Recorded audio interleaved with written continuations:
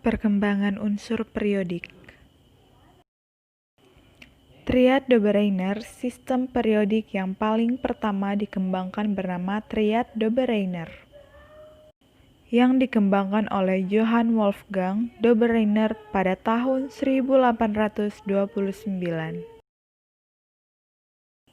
Jadi, Triad Dobereiner dikembangkan berdasarkan hasil penemuan dari Dobereiner.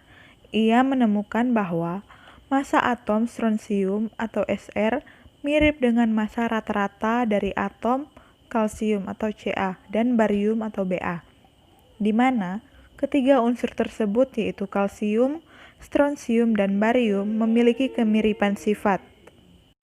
Jadi, Triad Dobereiner merupakan pengelompokan unsur ke dalam kelompok yang terdiri dari tiga unsur yang memiliki kemiripan sifat, yang kemudian disebutnya triad. Berikut adalah Triad Dobereiner. Mari kita fokus pada triad yang pertama yang terdiri dari tiga unsur yaitu litium, natrium, dan kalium, di mana massa atom rata-rata dari litium dan kalium adalah 2, sama dengan massa atom dan natrium, maka ketiga unsur ini termasuk dalam triad sama halnya dengan triad-triad berikutnya, yaitu kelompok kalsium, strontium, dan barium, kelompok sulfur, selenium, dan tellurium, kelompok klorin, bromin, dan iodin, dan kelompok mangan, krom, dan ferum atau besi. Kemudian, dikembangkan sistem periodik yang kedua yaitu hukum oktav Nelwans oleh Johann Alexander Reinhard Nelwan pada tahun 1864. Jadi, hukum oktav Nelwans ini merupakan pengelompokan unsur-unsur berdasarkan kenaikan massa atom relatif.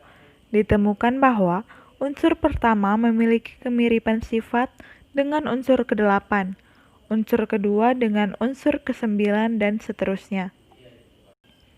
Pengelompokan unsur ini disebut hukum oktav Nelwan.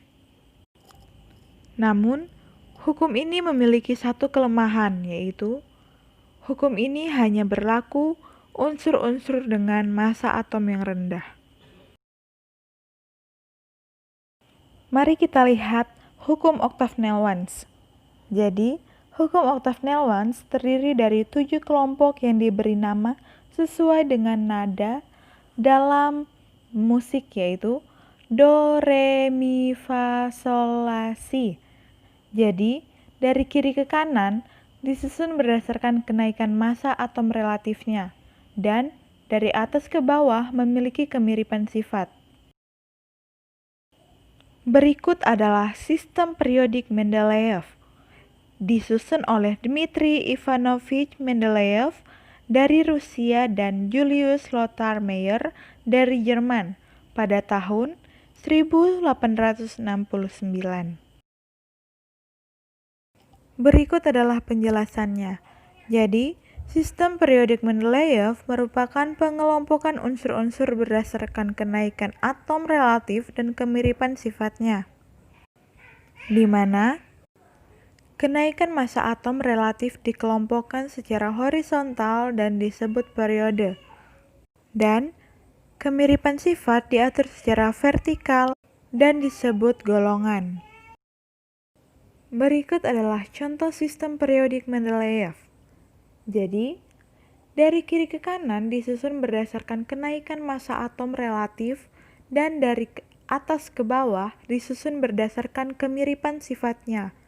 Namun, terdapat penyimpangan pada unsur tellurium dan iodin, di mana tellurium memiliki kemiripan sifat dengan oksigen dan iodin memiliki sifat dengan fluor. Dan setelah diatur sesuai kemiripan sifatnya, ternyata tellurium memiliki massa atom relatif yang lebih besar dari iodin. Tetapi di sebelah kiri iodin, di mana hal ini merupakan penyimpangan sistem periodik Mendeleev. Sehingga dikembangkan sistem periodik modern oleh Henry Moseley pada tahun 1914.